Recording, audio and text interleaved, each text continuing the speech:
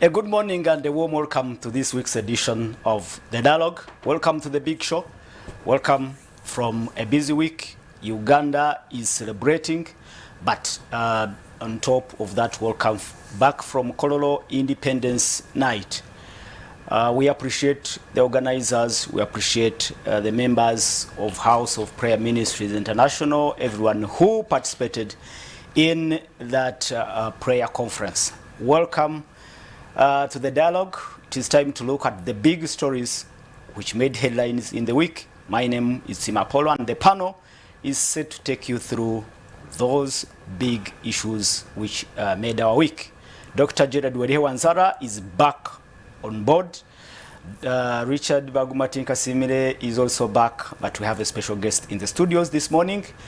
Aaron Chiza is a human rights lawyer, and he's also part of the panel this morning.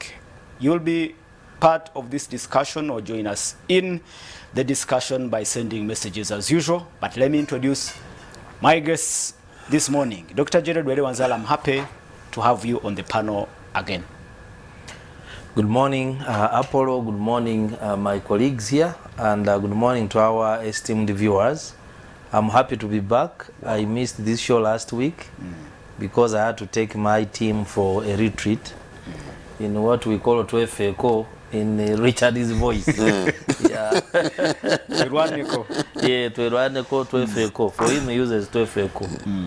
So it is important that we try to struggle, even as we hold the government accountable. We also try. And how was the week? The week was okay. A lot of engagements. We had engagements on a national youth dialogue on electoral reforms under the leadership of the African Youth Development Link.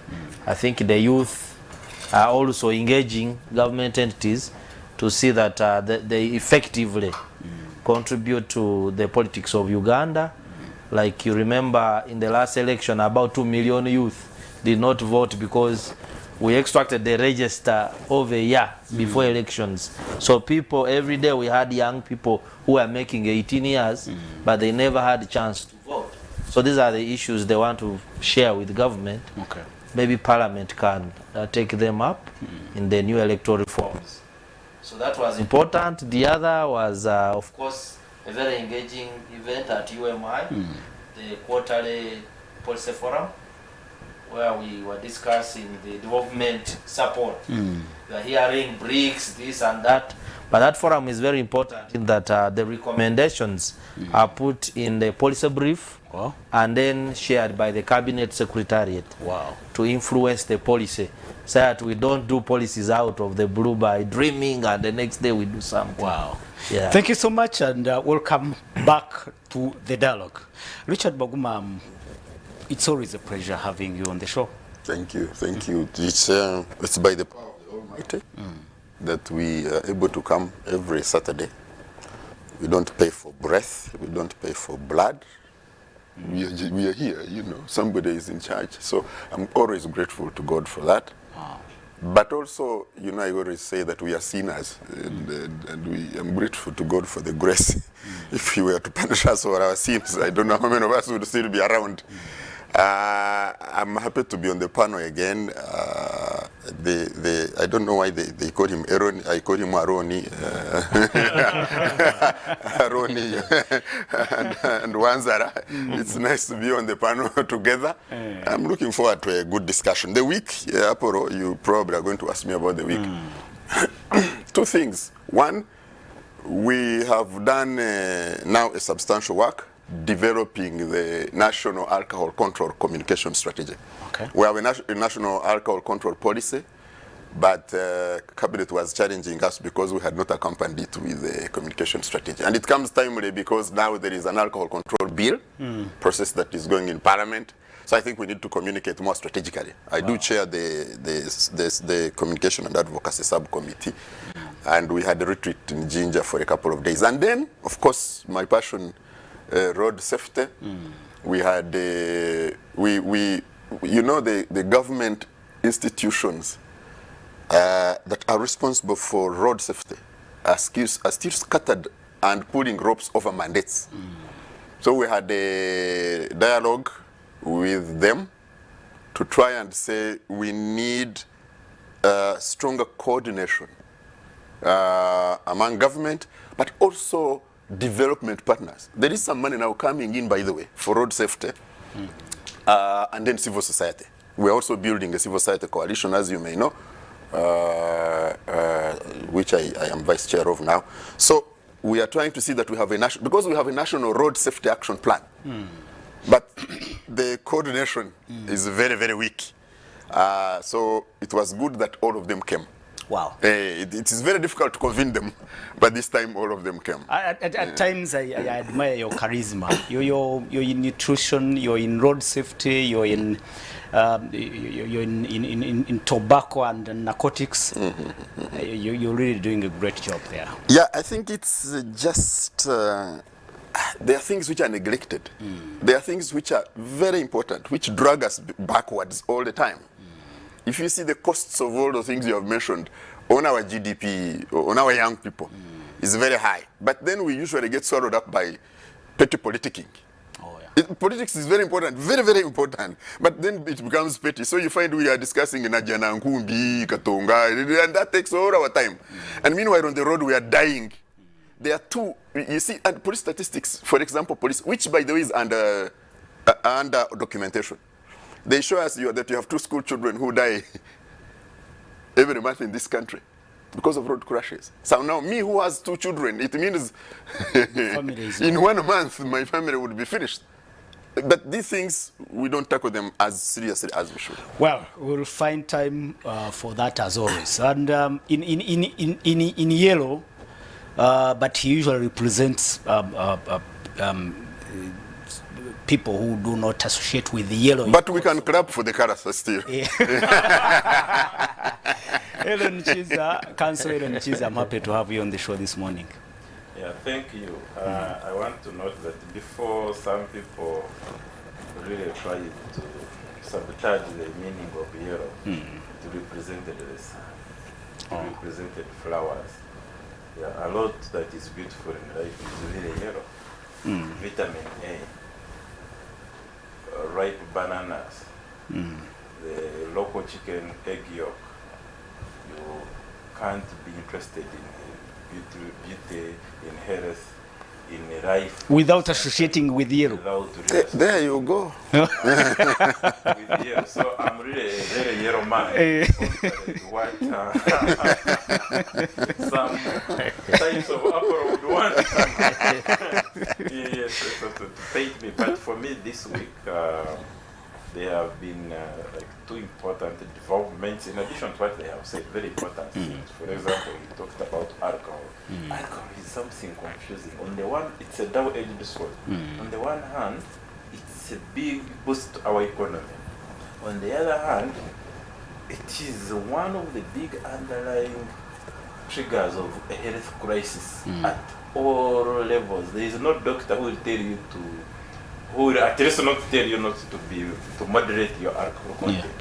Yet there are few people who can actually, once they have started on alcohol, moderate it. So it's a very confusing thing. So I will look forward to see how the communication strategy helps us navigate the alcoholic waters of Uganda.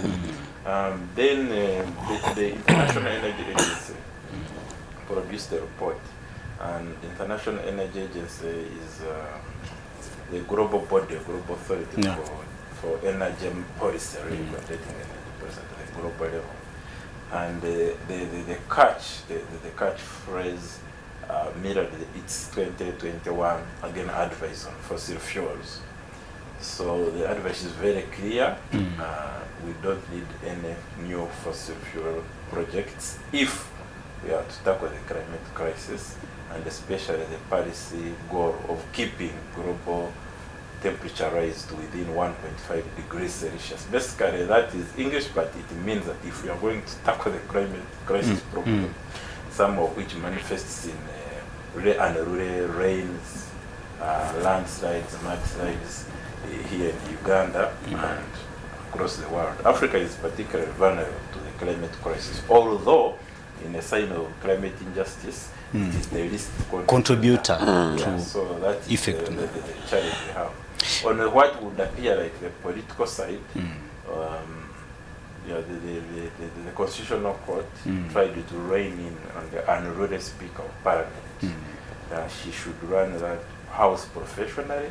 She cannot afford to be the judge, prosecutor in matters which she herself knows are very personal, appropriate, and comfortable. Those Very that's one of the main topics for discussion this morning. Okay. That is why I want you to reserve Okay. those big comments on the matter. But viewers, Uganda is still celebrating, East Africa is still celebrating a successful bid to host the 2027 Africa Cup of Nations tournament here at home. And really, there is a reason to celebrate, especially after Uganda only, trying to, qualification has been really a hurdle.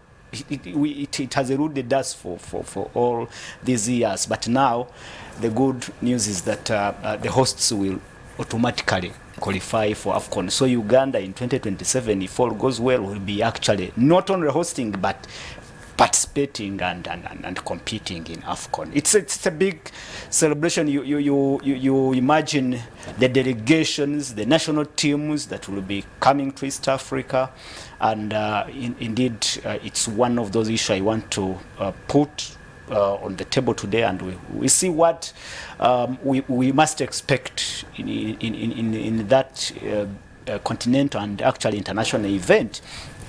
And again, we'll also look at the Constitutional Court ruling, which, of course, made it clear that a decision to kick out Mityana Municipality MP Honorable Francis Zzaake out of the Parliamentary Commission was not only unconstitutional, but it also contravened the rules of natural justice. And straight away, Dr. Jared Wera-Wansala, you'll kick off our show with what you think of this AFCON bid, and how significant is it, especially in terms of possibly what will benefit from this whole successful bid? First of all, as a Ugandan and as an East African, I want to congratulate the citizens of East Africa, not necessarily Uganda, because the bid was fronted by 3 East African countries, and so we shall be co-hosting, God willing, because you said if. And I saw your article that you wrote yesterday about the same. So we have to use if, because I saw the conditions, and the conditions have to be met before we actually host it. As you know, around 1996, Kenya lost a bid because they were given and they did not fulfill the conditions at the time. But nevertheless, the benefits of hosting this tournament are quite enormous. One is that the country will be on the map, attracting visitors, and therefore for tourism, it is something we can harness and get more opportunities to build on. It also puts the confidence about security of the country, because you cannot play football in an insecure environment. And then the other is that it is an opportunity for us to develop some infrastructure.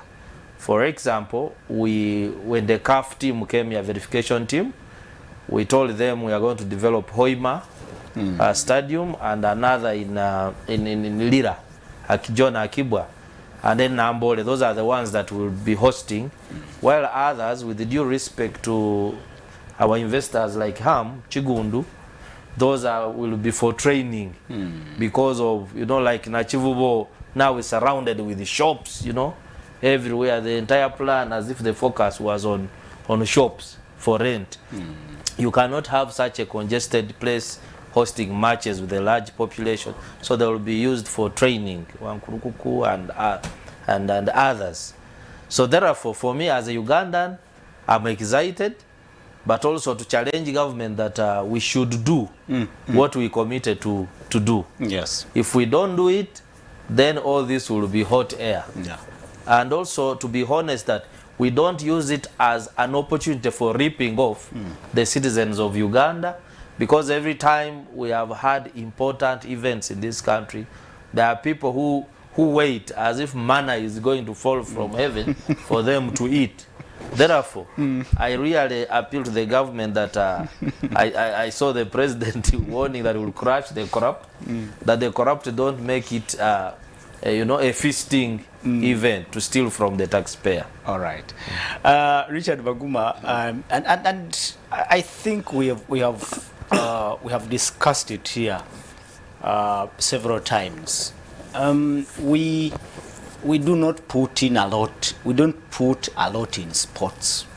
We don't take the sports industry as a priority, looking at how we have mismanaged the sports facilities. We have not built new ones. The infrastructure is actually lacking. But here, we also want such international events. Don't you find a contradiction in pushing for such a bid? It's a good thing to win the bid, even when it is provisional. It is also, I think we also need to applaud the strategic approach that was used to do the three-country joint bid. The Pamoja. Yes, I think that was also strategic. And the hosting of international events can be double-edged. If you take the example of Greece, for example, it hosted, it borrowed very heavily, hosted, and the negative economic impacts never went away really, and the country suffered a lot. There are others who will, and then the Germans, I think, for example, wanted to host World Cup. One of the main reasons is that they do the infrastructure for an area World Cup, and then it is not really being used. But it's a strong economy; it can absorb. So it can be mixed. One of the things for me, from my point immediately, I started conversing with some of the people, was that this is an opportunity for the negative sentiment against Uganda to be amplified. Yes, because you have a lot of very skeptical and very hostile Ugandans here, Ugandans outside of here. And for the negative sentiments to be amplified? Yes, because there's going to be a lot of negative sentiment around this. And I think you already start to hear it. Yeah, if you listen to talk shows, if you see the social media, you start to see the tide of negative sentiment. So you have to be prepared from a communication point. For me, how do you manage this? How do you go about this? Okay. And what happens usually is that things which are in the government hands, there is a lot of slumber and sluggishness. So you find there's lack of preparation, but even no versatility in response. So you have to look at, there are very good things that are coming with this, very good high potential things. Putting the country in the limelight, attracting people here, building infrastructure, an opportunity to do some things. But it's also an opportunity to deaden, to smear the country. So you have to look at.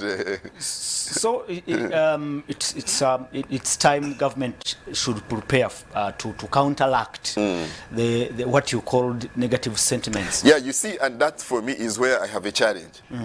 I do not see anything that is different among the players or the institutions that is going to do that. You have the same players who have done poorly, in my view, particularly in the sports arena. The sports successes that we have are usually not as a result of proper government investment or even sports institutional investments. No. And so I don't see what is changing now that is going to improve that. we have questions, and I, you know, I am the one who likes to be positive and optimistic, but I also don't want to be to hide my head under the sand like an ostrich. I don't want to be ostrich. We are having questions about the work that is going on in Nambole. Yeah. We had these questions when the work was awarded. What is the capacity of the engineering? The UPDF engineering to department. do sports facilities. Yeah. What is the... And even the time frame. Yeah. So those are the questions that we have to ask. 3-4 But months. this is an excellent opportunity for us, an excellent opportunity to showcase ourselves, an excellent opportunity to build our sports infrastructure and related. Because it's not just about, Werike has just talked about a stadium. It's not just about the stadium. I have been to Nambole when we have big shows, international artists come, or games. I stay in Chambogo. But to move from Nambole, one time to move from Nambole to Chambogo, I took 3.5 hours. So the transport facilities. So there are many things that we must work on. When it rains, for God forbid, they say they put it in January, whatever, in June, so that it doesn't rain. Imagine when it rains and you are moving from Nambole. Each of the directions is through Chambogo. So you have to. These are the things we have to think about. So not that we seem to be negating this great achievement. It's a great achievement, obviously. It is just that we want to succeed. You talked about the negative sentiments, and it seemed like a concern to you that possibly that may affect, the bid either being successful or unsuccessful. No, you see, for me, it's not about the bid, because the bid comes and goes. What is it that remains after? And that is where the real thinking must be, and also the preparation too, because for me, I usually come from the communication side. Immediately I start seeing things from the communication side, yes, and it was clear to me that you could see the negative sentiment, and I started tuning in on the talk shows. But are they genuine, those negative sentiments, or no? It's both. You see, when you have people who are suspicious of you, I tell people, when Apollo you come and they suspect you that you are a night dancer in the village, even when you come walking, they say, look at how he walks. So the government. So this is what we are dealing with. It is suspect to. Yes, you have a lot of people suspicious about what is going to happen. Maybe to interject a bit, I was reading an article that Balema village has already written to CAF, and I saw the accusation. So that's it. That is what you are dealing with. So we need to have a robust communication plan. Yeah, true. Yeah. To positivize this and gain from it. You remind me, during Chogam, did we spend, was it how many millions of dollars to polish the country's image abroad, and we paid? Yeah, but you think about Chogam. When you talk about Chogam, what is the top of the mind issues? What are the top of the mind issues? Yes, this is a problem. Aaron Chiza, what do you make of this bid? And here we are celebrating, but like both of your colleagues here said, it's provisional. It may be withdrawn anytime if we do not meet the conditions that have been set. Me, I don't want it to be withdrawn to start from. To be very clear. It would be our day in the sun to shine. But remember, with this sunshine, the sunshine does not only just shine on the compound that you have trimmed, it shines on the entire village. So this limelight that is going to be on Uganda, it will show Uganda as it is. Unless, of course, the government spin doctors work very hard to paint a rosy picture. But the Uganda as it is, the roads that we have, that's where they walk in. If it rains, what happened on Wednesday last week, that's what we shall show. So we need to at least be like people who are about to host a visitor. What happens if you have been preparing beans every day? That's the day when even children are very sure that the chicken is going to be on the menu. Yeah, if it has been partial throughout, then they expect a bit of matoke and rice and the sweet potatoes on top of it. Do you know how to cook apple? So we need to behave ourselves. Okay? And if it has been your habit not to bathe, like our city, You crawl there. No, to sweep the courtyard. We really need to sweep. We need to be our best contact. Even the drunkard father comes earlier and might, instead of 5 beers, take only one, and then also talk to the visitor. There is unity. So in itself is a challenge. It's somehow it presents a challenge Yeah, why? to the authorities and Ugandans and Because everyone. They say you can take. I think we're going to say you can take a visitor's walking stick, but not their eye. Yes. No baso kutegura nko niyo mu konka to kutegura nishoge. That is yakorera ikigo for you can deal with the stick, the walking, the umbrellas that the visitor has come with, but the eyes will see. Oh. So we need to be genuine to work on ourselves. Okay. And be better Ugandans rather than thinking that there is some media house out there which will spend its budget to rely on what is happening there. We need to understand the significance of this event because we need to challenge ourselves. How have we been handling sports events? What is our attitude towards sport? Because we have reduced sport to I support Arsenal. He has carried our flag. What are we investing in sport when the cameras are off? That's the most important thing. One of the biggest boxers said that the time you cheat, you don't go to the gym, you don't run on that cold day. The best footballers, Messi and Ronaldo. Ronaldo is a better example of working hard. They work hard every day. Even for us, and they are telling me that even when the guys had the holiday, Zzaake was on the training ground. So how much are we injecting in sports instead of focusing on reaping?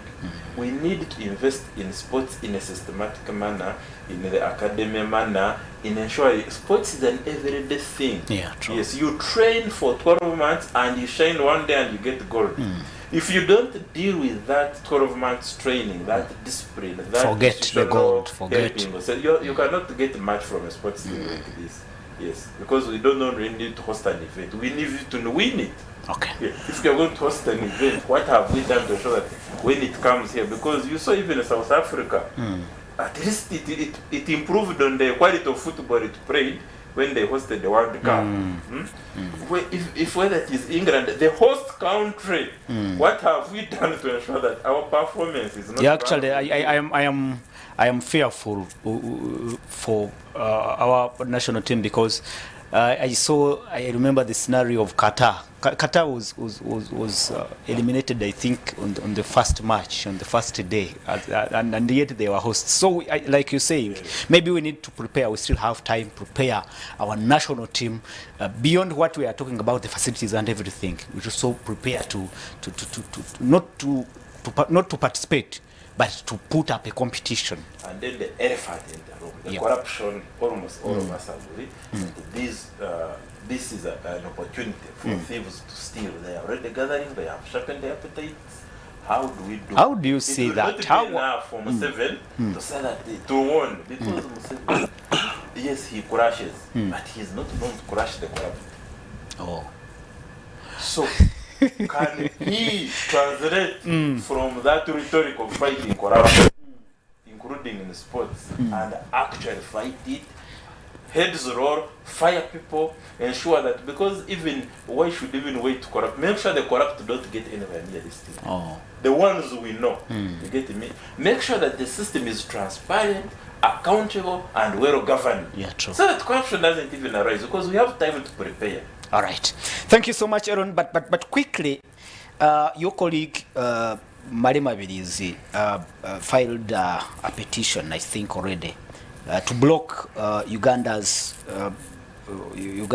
chances of hosting. I mean, East Africa's chances of hosting this. And I'm from the start. I don't know what are the conditions of hosting the Africa Cup of Nations. But from what I heard from the organizers, one of the issues they raised in bidding were that Uganda has the source of the Nile, East Africa has the highest mountain, East Africa has the highest mountain in Africa, all those sorts of things. But look, the gentleman raises issues like Uganda is devoid of any democratic leadership.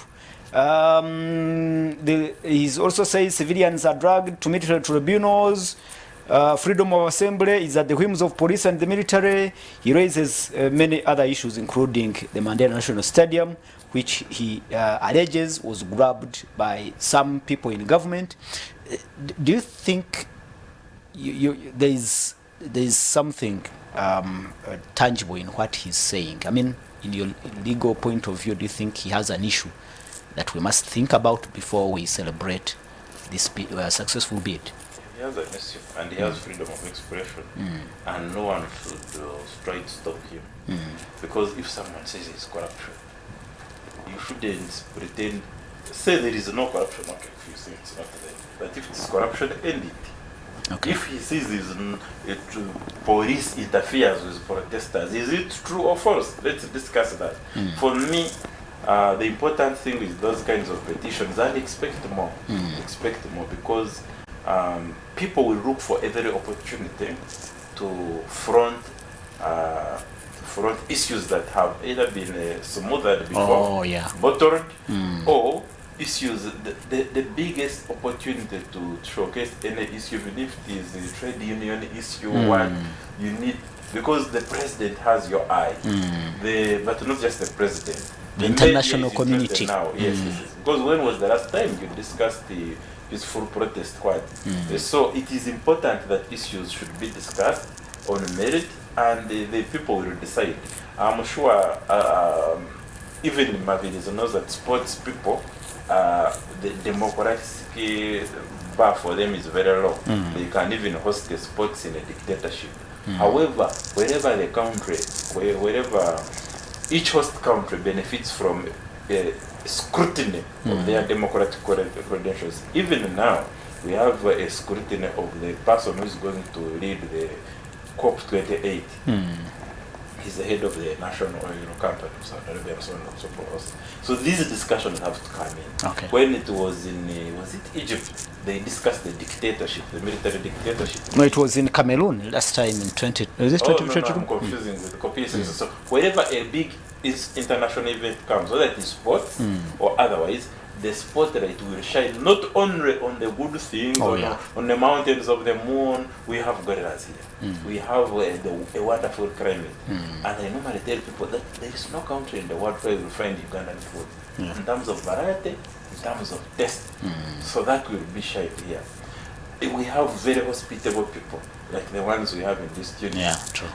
That will come out. But also, our other side, our other day will also be exposed. Thank you. So the petition, whether it succeeds or not, is very important and significant in that it is helping us to discuss some of the issues that would otherwise not have discussed, and that is enough.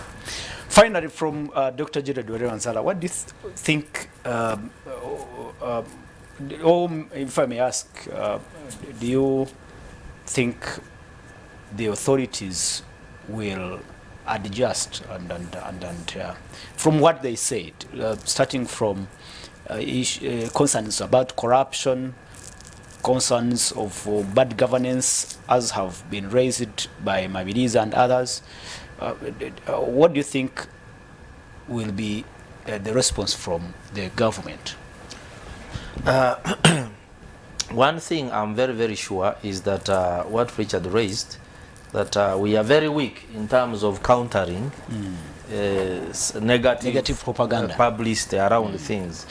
Most times we are reactionary, we don't plan, and we don't have a strategy. Like he's telling you, he has come up with an alcohol communication strategy, anti-alcohol communication strategy. For us, we don't do that ahead. So at the end of the day, you find when negative things have spread, and we are just fighting back. We call it active The PR. problem will be overreaction. We shouldn't overreact. Okay.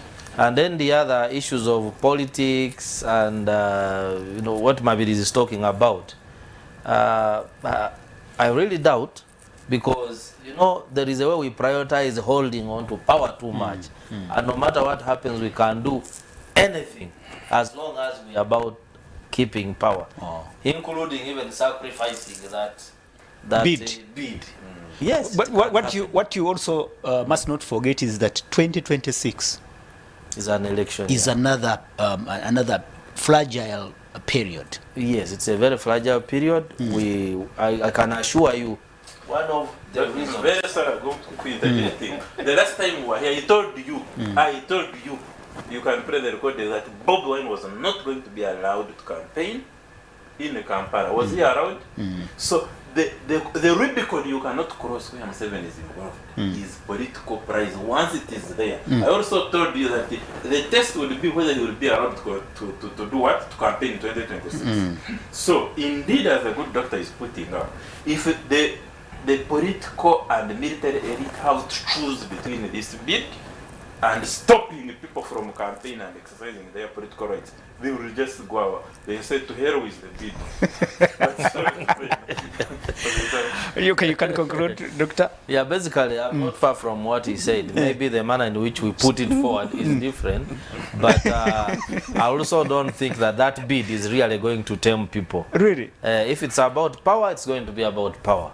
And if it's about beating or having police everywhere in order to secure that power, we shall do it. Won't the opposition utilize that chance to, like Elon said, that the sun will not shine in the compound, but it will also shine in the bedrooms? Won't the opposition also want to exploit? You remember one time we disrupted a very high profile visitor who came here. I don't remember what we were celebrating in Kololo, and we had those contestations, and in fact the other president of Nigeria, Goodluck, Jonathan, was smuggled out of the city. Like they were running away with a thief. So of course people also usually fight back, and if I look at the political alignments, there are people now that are being categorized as the radicals or categorizing themselves as radicals. Then there are those who are talking about cooperating, proportional representation, and they be part of government. So these things are not going to be innocent. They're going to have an effect. Okay. Yeah.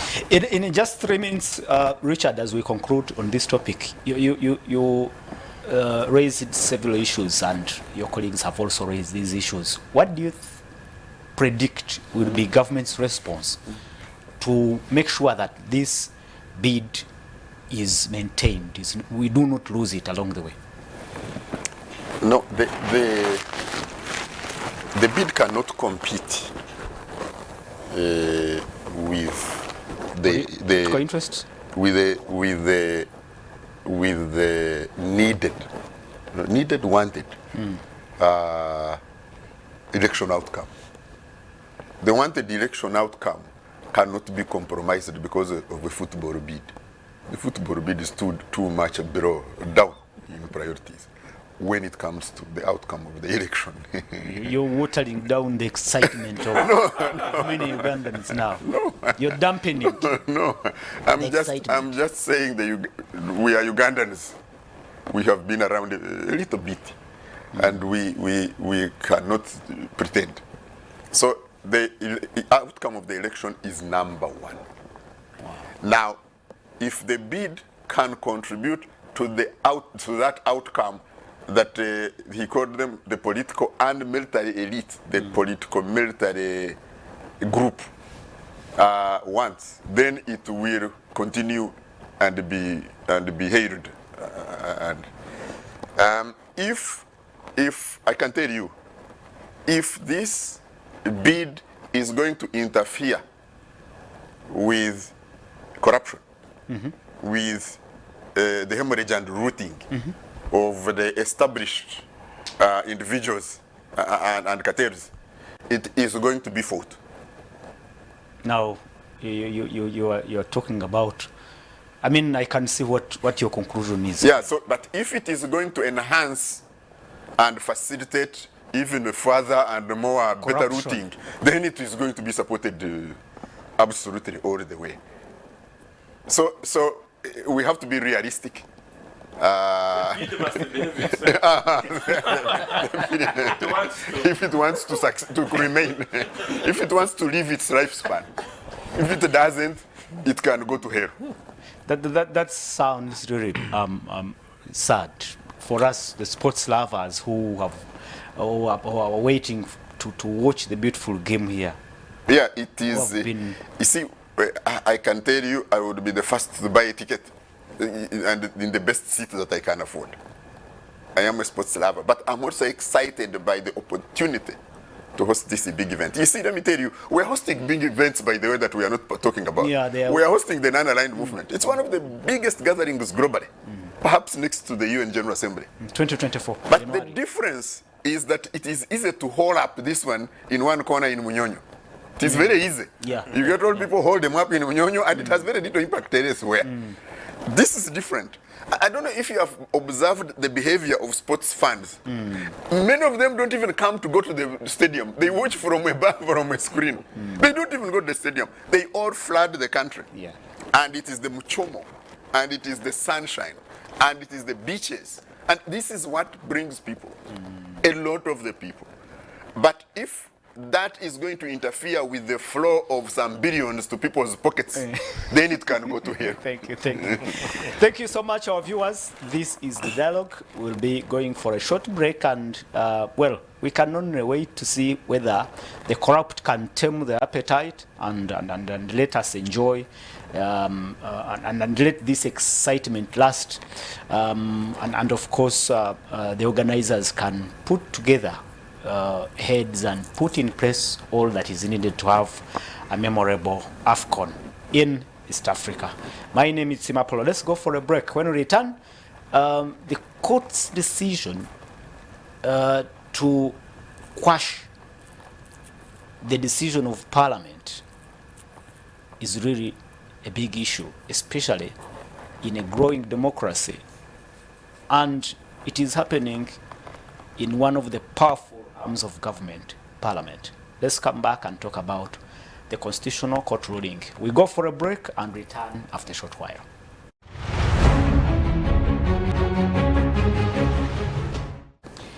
Welcome from the break. This is The Dialogue. My name is Simapolo. In the studios, Richard Baguma Tekasimire, communication expert, Dr. Gerard Wanzara, a public policy researcher, and Counsel Aaron Chiza is a human rights lawyer looking at the big stories of the week, looking at the East African successful AFCON bid, and of course what we must expect after winning this bid. And Joel from Chidinya says, good morning Apollo, thanks for the show. I'm happy that East Africa won the bid, but we are still very far away from coming to the realities of hosting these games. We have a lot of things to put in place or correct some. What we are forgetting is that we have elections in 2026, and we all know how messy our elections can be. Trust me, should the nasty scenes that happened in 2020, 2021 happen again, CAF will automatically withdraw us from hosting. So with the citizens, the government and other agencies should take practicing good manners, democracy, etc., so that we are not disappointed with just 5 months to go. It's our team, Major Joel in Chidinya. Thank you so much. I think, gentlemen, that is one of the concerns you raised, that we also have to consider the politics that is coming along with the 2026 general elections. Good morning, Apollo and your panel. I am happy to see Dr. Wanzala back, Mr. Baguma and Counsel Chiza. To the Pamoja bid, I'm really excited, like Dr. Wanzala said, but now it's time we get back on the drawing board, that we get to know what is that we promised to put in place, such that this does not only benefit us only in 2027, but register permanent achievements. I think that is very important. It is very, very important. You didn't give us the name. Let me check if I can get it. Techno. That is what is on the WhatsApp profile. But thank you so much for being part of this. So you can go ahead and send in your comments, your observations. Be part of this show, and we'll be reading out those comments as the program goes ahead. Let's look at the court ruling, and I will start with you, Aaron Chiza. You were you represented the petitioner in this particular case, Honorable Francis Zzaake. What is the significance of this court ruling? First, in a growing democracy like Uganda, and anyway, if I may ask, was it an open and shut case? Was it easy getting that ruling, a 4-1 ruling, which I think is almost a knockout? No, constitutional court cases cannot be easy in our setup.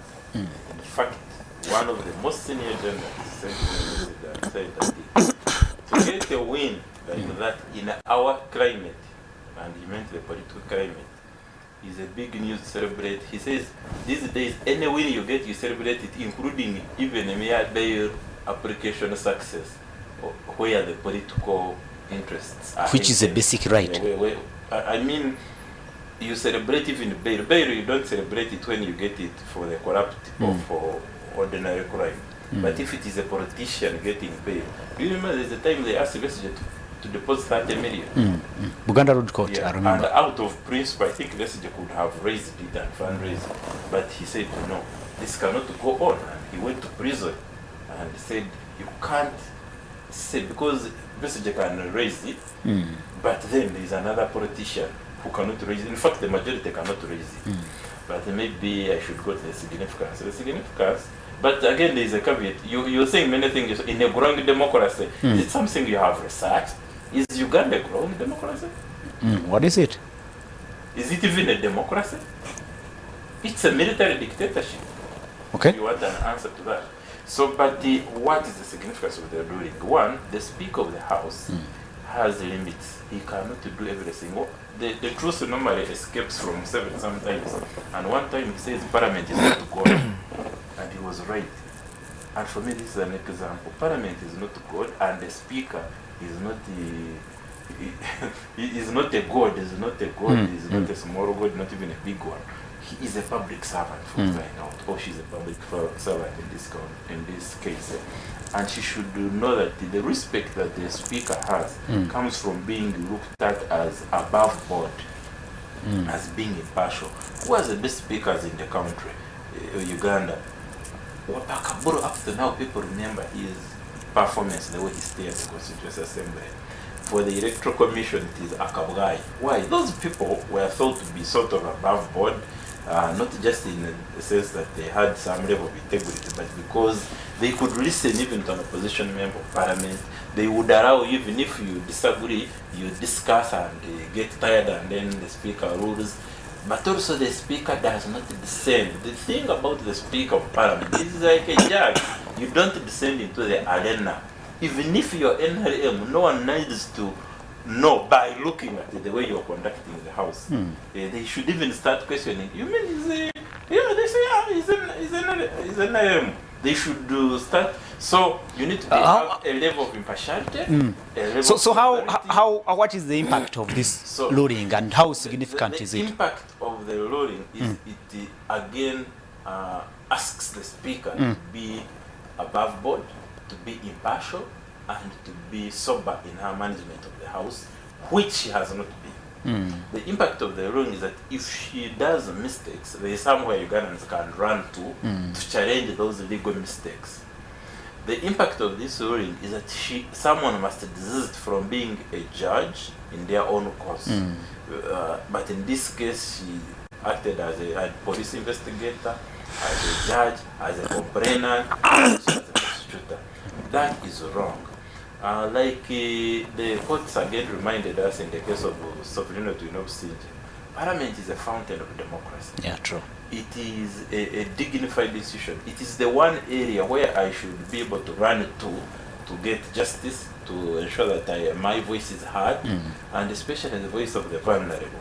The cabinet can be elitist at some level, but MPs who are picked from every village in this country, they should be able to bring our issues to the house. And once they reach there, our MPs should be treated with respect. and they should be allowed to air their views, including the views of people who don't support the ruling class or the ruling party. So for me, the speaker was growing too much. She was being the symbol of impunity. She was getting excited, and it has clipped some of her wings. Good. I'll come back to you, Aaron, but let me bring in a public policy researcher, and good enough you have had that opportunity to evaluate and do oversight on Parliament. What does this ruling now leave the institution of the legislature, especially when the justices actually ruled that, one, some house rules were breached and violated. Two, there was conflict of interest. And finally, what actually I would want Chiza to comment about, there was also an allegation that every member of the committee was bribed with 6 million shillings. Before you come to that one, the courts said no, you didn't focus it a lot on enough on your evidence. But you raised it in the petition. Yes, it was raised. Then that means... And if again you want my personal opinion, I believe that MPs shouldn't be bribed. Okay. However, we know also that they get bribed every day. But me, what I think... Okay, go right ahead. If I will compete, there is an impression within the public that people, accountability committees, including those headed by the opposition, by the way, that there is some extortion from public servants. Why didn't the court pronounce itself on that particular? No, they pronounce themselves in a way that they, I think they blamed us that we didn't give enough evidence, that we didn't consider. But remember, the things we were pursuing, there were like 15 things. Okay. There were many, and even at one time we were saying that the speaker shouldn't be bothered with how an MP conducts themselves on Facebook.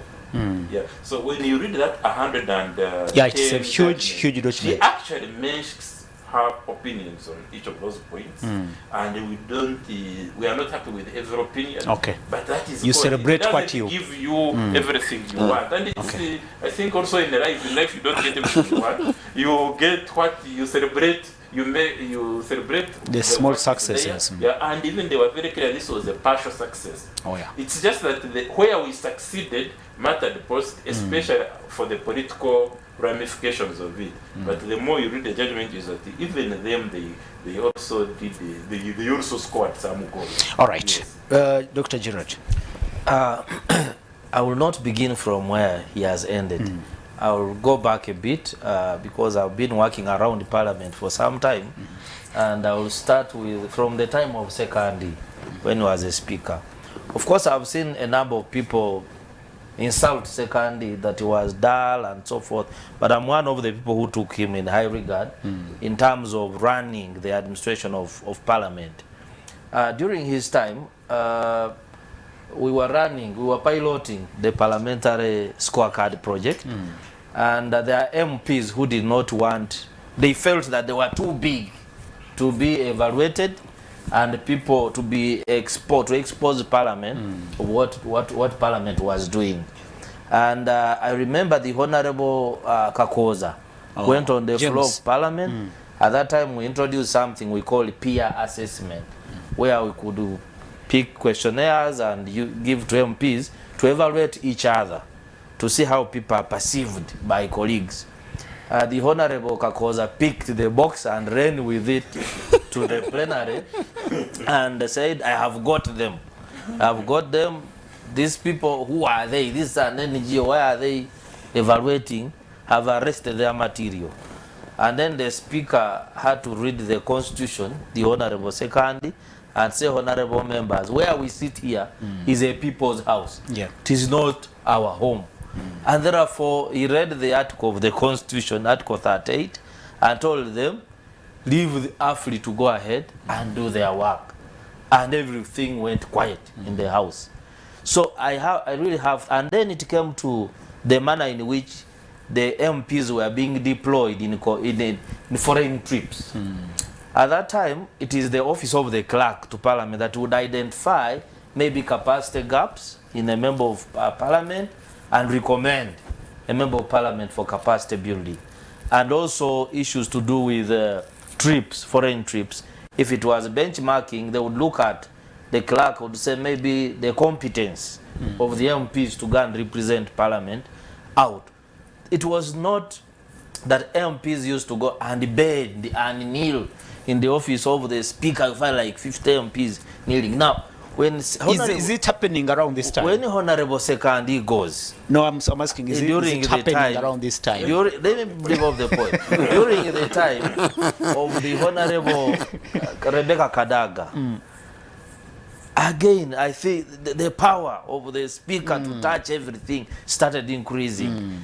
That the hand of the speaker was seen almost in everything in parliament. And I can assure you, some of us who wanted change in that parliament, in the 11th parliament, we were tired of that was the 10th. The 10th. We were tired of the environment in the parliament.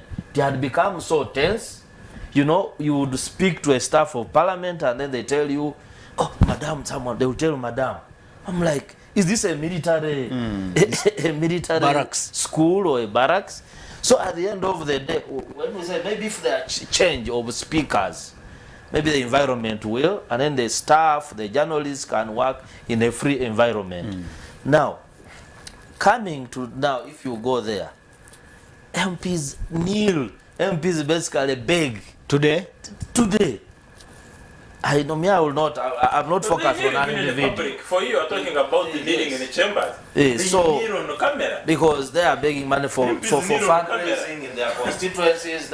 So at the end of the day, the self-interests overtake the reasons why those people were taken to parliament. Because if you are compromised, either by money or you need a trip, what are you going to speak on behalf of your people? And that's why the image of the parliament has become very bad. That out there, people do not see the value of parliament. That's why when an MP appears in the village like mine, people stand on the road, then he gives 50,000, they share. And then they say, after all, this is the only money we can eat now. There's nothing they are doing there. So for me, that one, it comes from the top to down. Now, coming to this So case, the ruling may somehow tame what you're talking about. Yes, in the 10th parliament, that big there was a man time syndrome. it became very, very hard. Actually, I commend you, the council Kiza. There was a time someone wanted to sue the parliament under the leadership of Honorable Kadaga. And everyone was intimidated, including the courts. There was nothing happened. Kadaga once told the lawyers at an annual, he said that give us space. I hear an injunction. So it's not only the current speaker. Indeed, it started with the Kadaga era, that personalization of the speaker's big powers and big money, but it has worsened under the current speaker. That is your opinion? Yes, my opinion. MPs are scared of their leadership in the house. Even now, I have more confidence, and I'm likely, I have bigger platform to attack the speaker than any person in that parliament. That is how bad it has gotten. Wow. Now, we have laws that run parliament there. We have the rules of procedure. We have the administration of parliament act. Yeah. Now, I remember in the 10th parliament when one of the powers to deploy a leader of a committee lies with the party and through the chief whip. It doesn't have to do with the speaker determining who leads that committee. Now, we had a scenario in that parliament of Abdu Katuntu and Munyagwa. Of course, I will not discuss the capabilities, the capacities of the two, but there was a time they felt, the party that deployed Katuntu felt maybe he was not loyal enough to his political party. And through, lawfully, they tried to withdraw him from the leadership and deploy there Munyagwa. The speaker, without quoting any law, just said, I'm the head of the what? The house. And then allow this person to stay until the 2.5 years expired before this one was allowed to come in. The same things have been happening in this with house. Mapinduzi and With Mapinduzi, we had the issue of Mapinduzi. We have had even this controversial issue. I don't want to divulge into the FDC things, but also if the Secretary General of the party has said this is the chief whip, the law does not say that MPs shall deploy their own chief whip. So at the end of the day, you are interfering in the running of political parties. Okay. So you are usurping the right So of the NUP, so you are so usurping the right ruling of FDC, the ruling but- is timely. It is very timely, and I think it sets a good precedent that the powers of the speaker can be clipped. I'm not an advocate, for example, of Honorable Namuganza, but also I felt that the process was. Oh, yeah. And in this court's pronouncement, Justice in their host. in this court's pronouncement, they say a right to administrative justice. All right, thank you so much, and we'll be taking your comments if you're watching, wherever you're watching from. Send your comments on 0701 609906, 0701 609906. Send messages, WhatsApp or short messaging, or via the short messaging system. Don't call the line. We'll be reading out those messages. Richard Baguma, I'm looking at the court, constitutional court, ruling against the decision of the speaker, the custodian of the rules of parliament, the rules of the procedure of parliament, that she actually violated the rules of the house. And what do you think?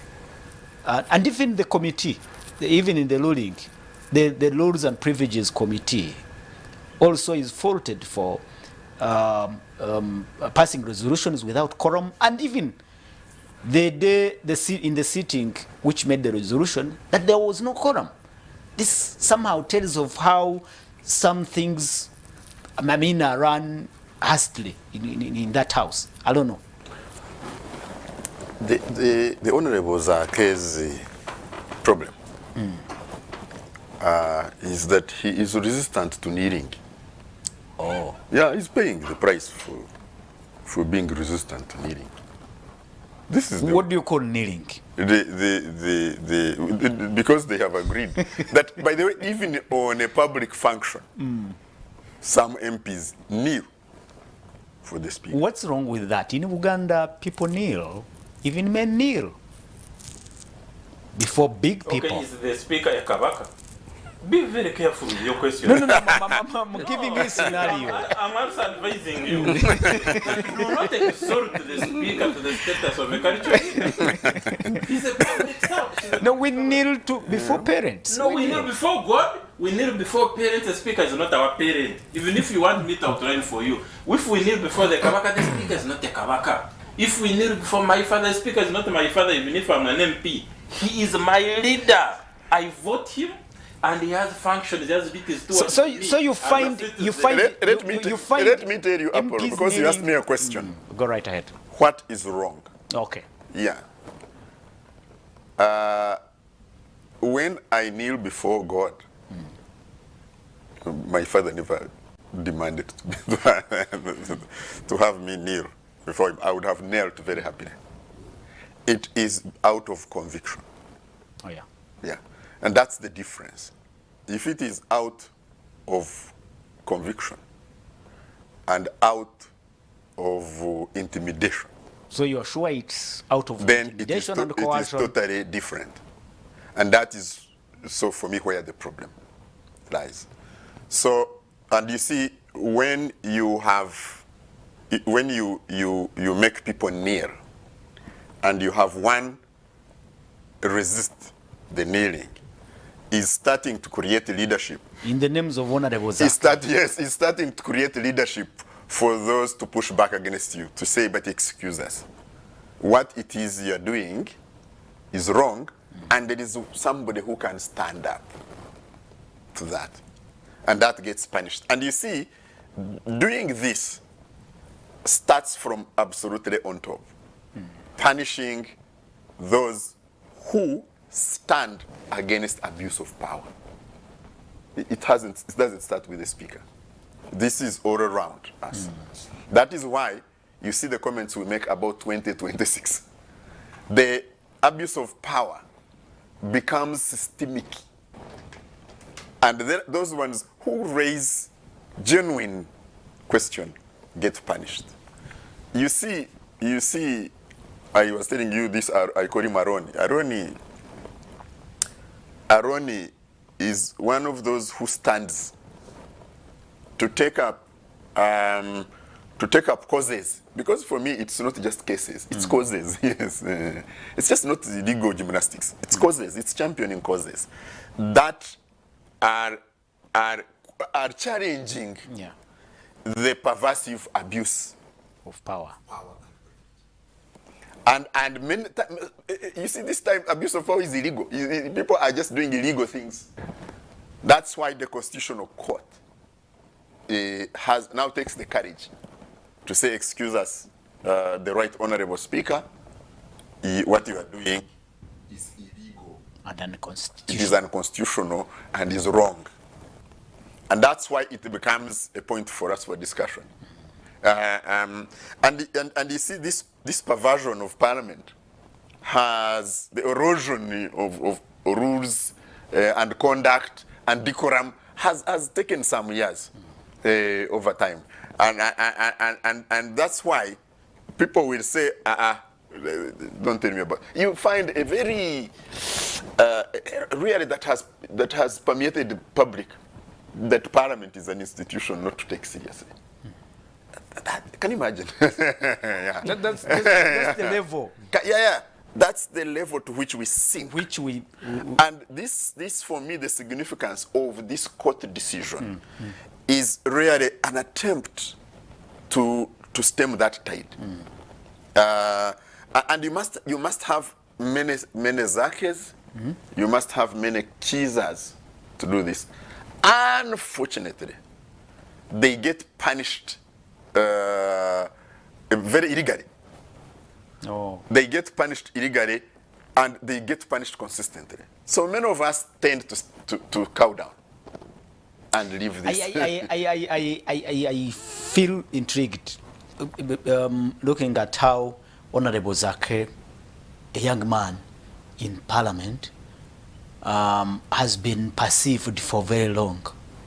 I'm looking at the sentiments from especially the elite.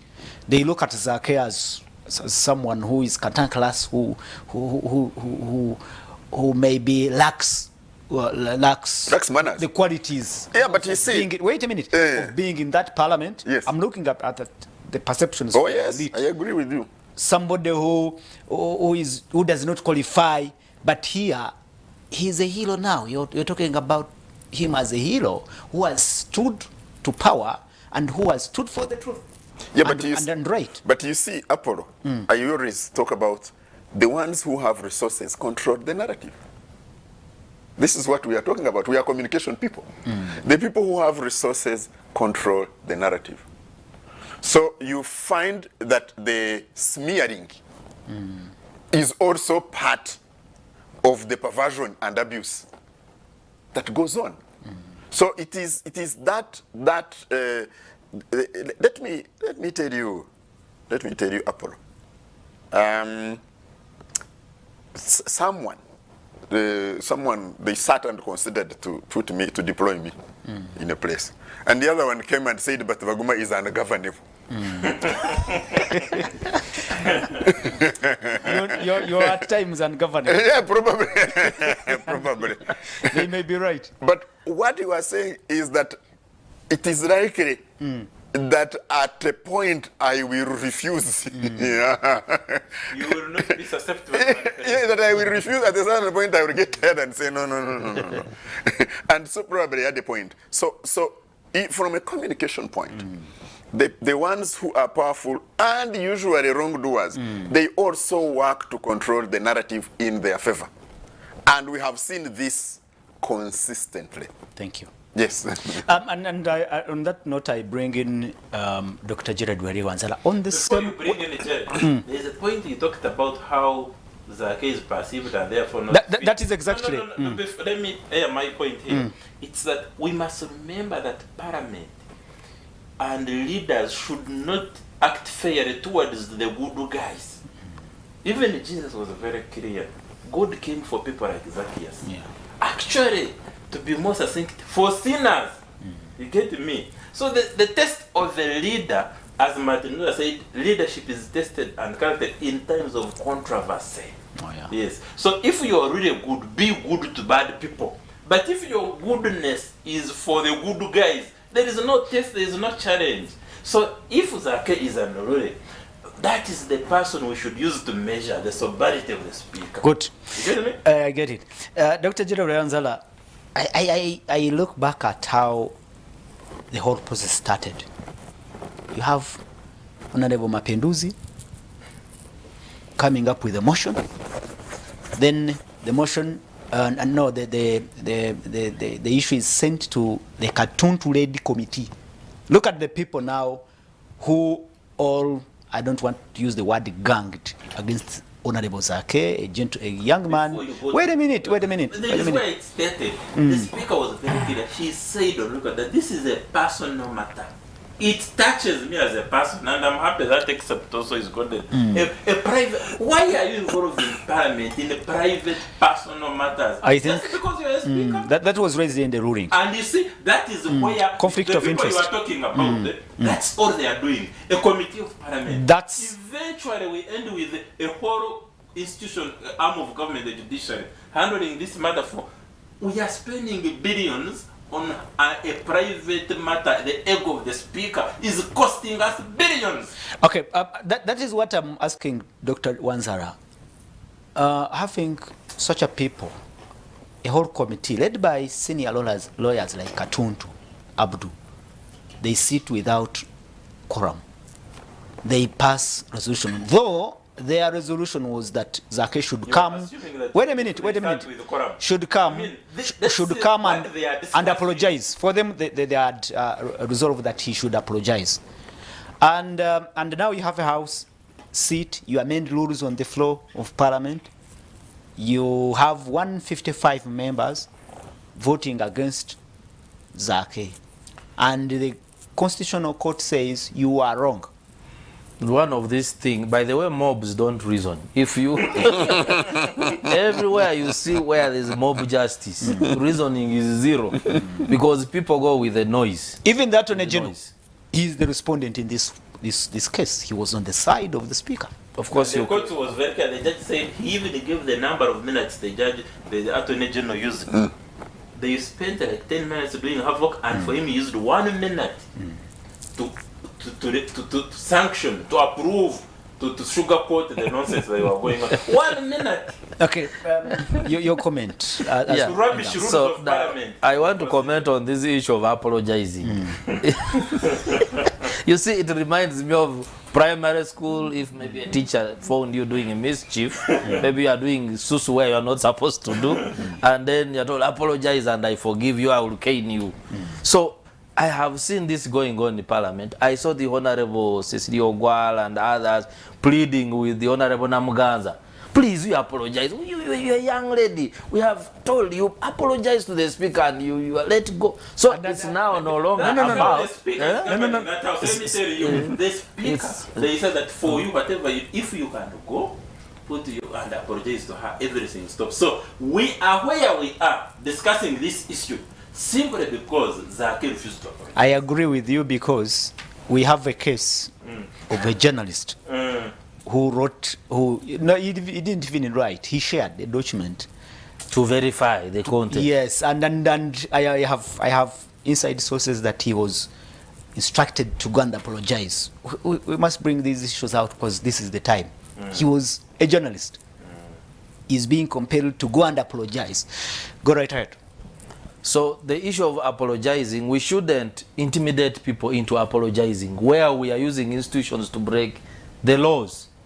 I think I stand by those who resist as long as they are on the right track. And honestly, this is a good precedent. I must thank you again. You stand for such causes. Well, we have to... Apology, Richard is put it very clear. It's almost like needing... That's what it is. That's what it is. Of conviction. It is needing. But he's being punished because of refusing to kneel.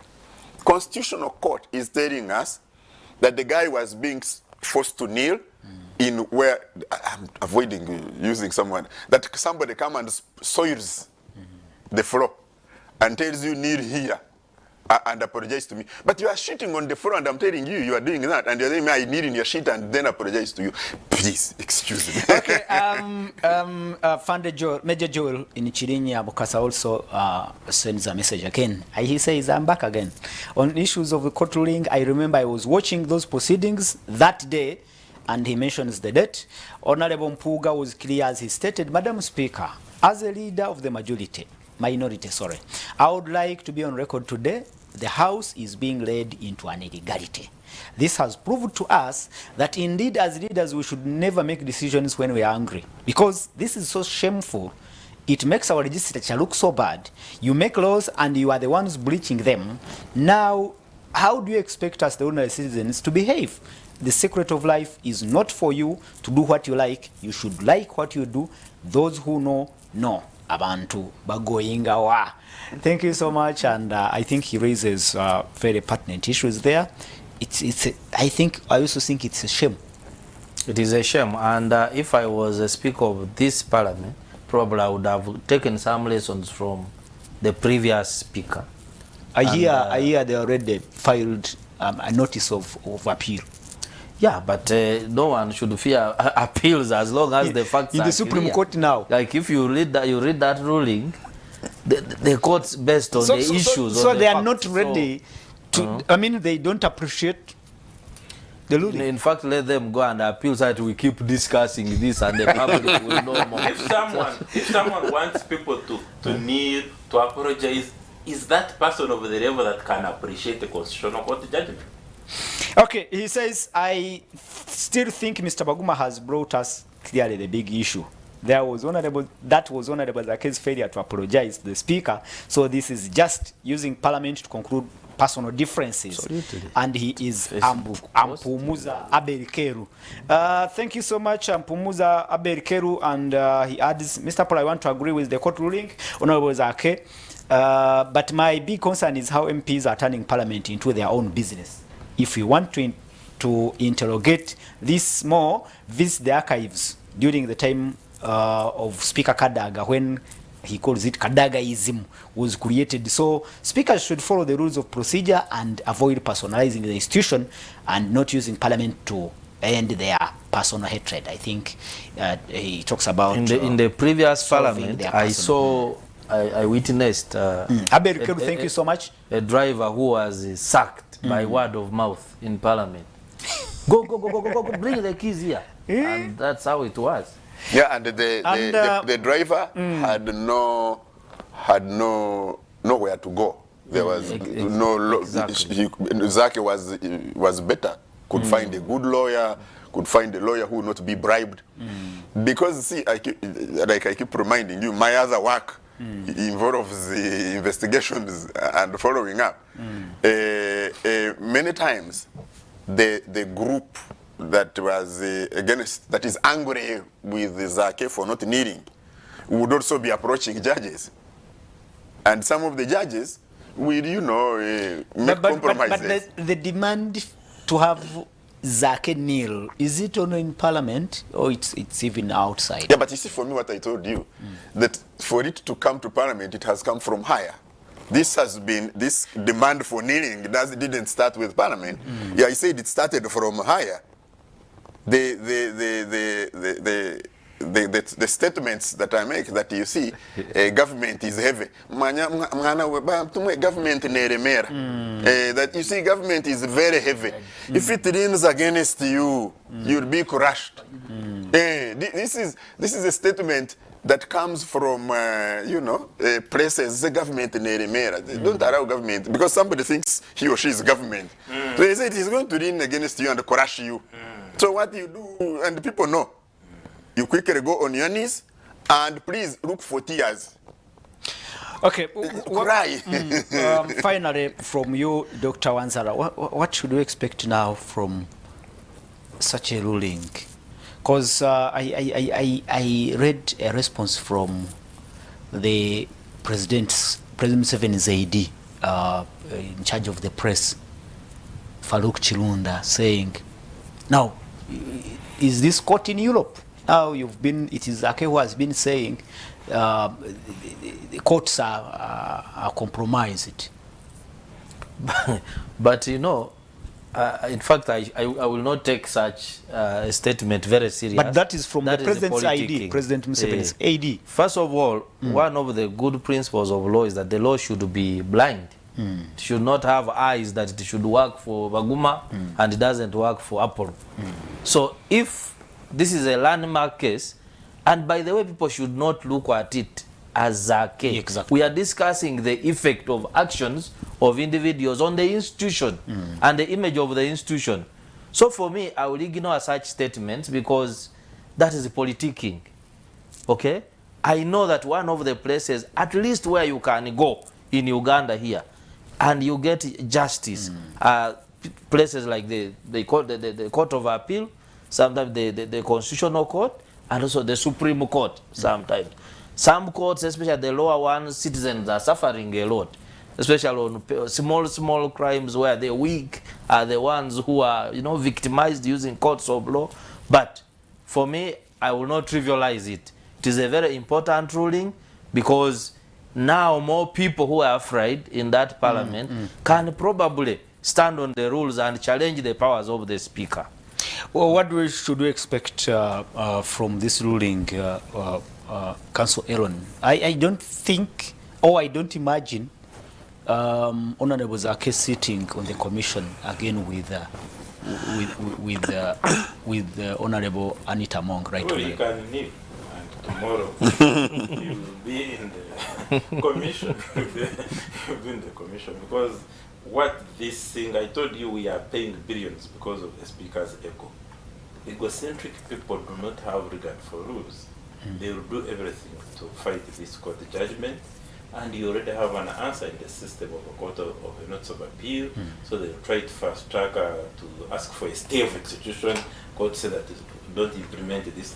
So they will fight it because although it is a landmark case, I am educated enough to know that it may not be the thing that changes the political culture and attitude of the big players. If people have deteriorated or sunk to the level of wanting to be equated with gods, then they cannot have respect for human institution and rules. You get me? Democracy is suffering. It's on a deathbed. The speaker is holding the knife to the neck, fragile neck of democracy, and she is not about to give up. And this judgment, which is trying to restore faith in parliament, which is unrestrained, and it's a very bad. The judges, they restrained themselves. I don't know whether I see it because I'm a lawyer, because I see there was a lot of restraint on the part of the judges. They only tried to say, please, we understand you're a powerful person, but there are boundaries in life. Wow. Yeah, there are boundaries in life. Please, so the speaker is not ready to respect or to accept any boundaries to her power. That's the unfortunate. When Museveni goes to Chisozi, she also parades a group of parliamentarians also to show off, if not cows, at least a bigger house. There is a problem. There's a problem of ego that we are dealing with, and ego is not subject to rules. It is not orderly. It is like an intoxication. You're dealing with a drug, but this time the deranged, the diseased, the intoxicated is the Speaker of Parliament. So they are going to fight. They are going to fight this judgment. They are going to continue, but we shall also not give up. All that we can promise the Speaker is that us who are champions of rule of law, we refuse to kneel before your dictatorship. We refuse to accept the idea that the Speaker is also untouchable. But you are part. Yes. You are part of the petition. No, I'm not a petitioner. No, you represent. You represent a yes, petition. I'm a lawyer for democracy. I'm a lawyer for human rights. I'm also a lawyer for the environment. So after that notice of appeal, what should we expect? The notice of appeal itself, it has no major legal ramifications except to say that. Are you ready to push on? I mean, from your what do you call him now, Honorable Zzaake? We are in a stronger position to fight now because we fought without anything. When your elites were deranging us as slinging us as you see the problem. People confuse the things. When democracy is at stake, why are you caring about the good manners of Zzaake? Zzaake could even be a rogue for all I care. He does like it is democracy. We are saying this is a parliament. Democracy, how leadership, these are big things. Why are you reducing them to Zzaake? If Zzaake is badly behaved, fine. But why? The leader of opposition said we cannot fight immorality by being immoral. Oh yeah. And also the House should not be confusing itself with the and even in the ruling, the justices had ruled that the respondents pay half costs of the petition. I think that's... It's part of what I was saying. The judges were restrained. They were trying to say that please just stop there. You have done you are going past in their language, which is I think is all mine. You are going. They have called you a fast runner, and in Zukuru, and you have sprinted past your home. That's what the speaker is doing. And I think the judges were also, because it's a matter of public interest. This one, may I take it as a... Yes, although it looked like Zzaake versus government, this was not Zzaake versus government. This was democracy against parliamentary tyranny, majoritarian tyranny, mob justice. You get me? Yeah. There is sanity, then there is mob justice here. And that's what they saw. Even they could have said, no, don't even get any question. Thank you so much. And Richard, what do you expect now from here? Do you think those people who want us to kneel will change their mind anyway? You see, this is how some of us react. Every time we get shamed, we turn our shame into anger. Yeah, that's how we usually behave. So we get shamed. I think this started from a public communication that was shaming the behavior of a certain individual, but the individual is in a powerful position and can use the institution to advance their anger. So this was trying to cover up shame. So the shame cover up will continue. I think it will continue even more viciously. I think one of the things that has to be done by those who have been shamed is to make sure that the court decision is sabotaged. So they will do every legal and administrative and even legal things to make sure that the Honorable Zzaake must not participate in commission activities. Whether it means rushing through this application and then a stay of execution of the judgment, and probably delay the Supreme Court judgment until the end of Parliament. You know, you call it what, nugatory. You know, they must do all these tricks. But two is to institutionally deny, even if it means deploying police at the entrance, and they say, Honorable Zzaake, we have instructions that you can't enter the room where the commission is meeting. This, we know this is what is going to happen. If something different happened, would be a pleasant shock to all of us. But two, the narrative that portrays this, and you have already talked about a presidential AD sinking, but not sinking. That is the level at which he is operating. Please. Anyway, so sometimes I also have to be very restrained. This is my area. Communication is my area, and you see, this president, I am quite sentimental about this president. But you see, to start to bastardize the discussion, I think for me is already, you see, they are already. I liked the virtues are already coalescing. Baguma, I liked from the communication point of view, I liked the response from Chris Obole, the head of public affairs at Parliament. He said, we are still studying the case and we will respond after studying the case. Yeah, but you see, but from the president's they are going to deploy the virtues to bastardize the discussion. Somehow. So to portray this as an indisciplined young man who happens to be an MP is the one we are dealing with. No. The issue is that you, in the seat of a speaker, you are violating The house rules. all the rules. For a personal, Gain. a court has pronounced itself that you are abusing democracy, you are abusing your position, and you are eroding and undermining the institution, the third pillar of the state.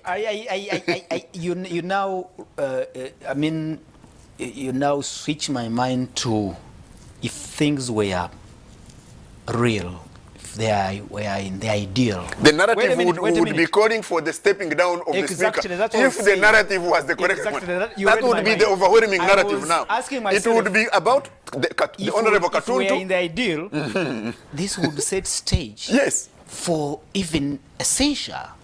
Because if the constitutional court rules that the custodian of the rules of the house, you're the one superintending over violation of the same rules. For personal. That means Yes, that would be, the question would be the fitness yes. of you to occupy that. Yes. That would be the narrative now. Gentlemen, thank you so much, and we have to wind up. We only have 4 minutes. I am looking at the messages coming in, and he is Samuel, and he said, "Thank you so much for the show. I like submissions from Elon and Vaguma and Wanzala. I hope it is a lesson our leaders should learn from." Okay. Do you think somebody will learn from this, and in the hearts of hearts, possibly we see something change? You see, if we become Christian, for some of us, we say everyone still has an opportunity for repentance. Yes. But if we remain human, there are those ones, I don't want to use the words in my language, where they say is beyond repair. So you sometimes start getting the feeling that some people are beyond repair.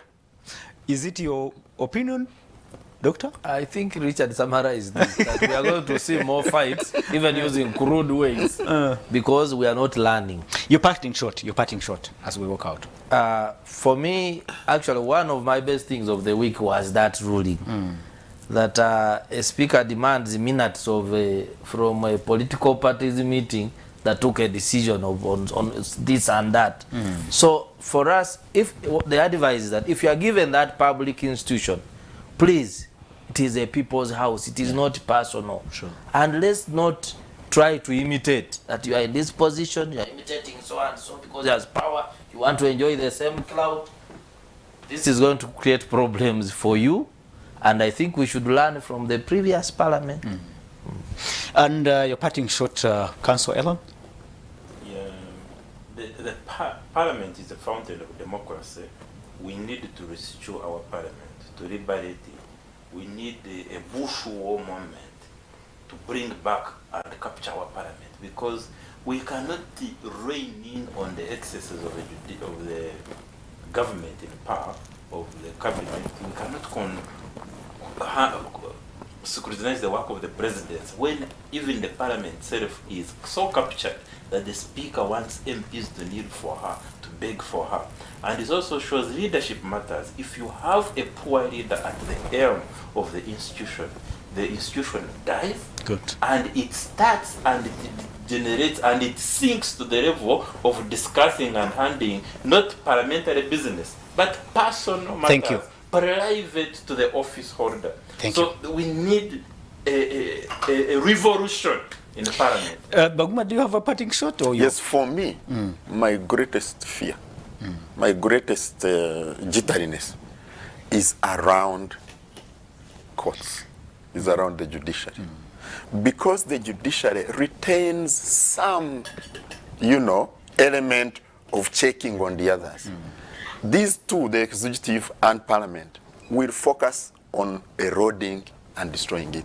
And that's for me where I really have The fear. work of eroding the judiciary has been going on, and it keeps on amplifying. I think what you forget, gentlemen, to raise is to appreciate the judicial officers in this case. I think that they've set a Baha'i. And there is another one, actually, they ruled against the Minister of Justice and Constitutional Affairs, Mao, the supervisor of the... Okay, thank you so much, our viewers. Our time is out, and we'll catch up again on Saturday.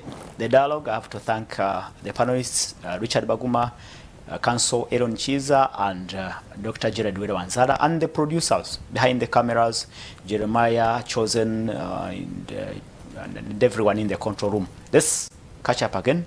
Good afternoon, and have yourselves a good week ahead.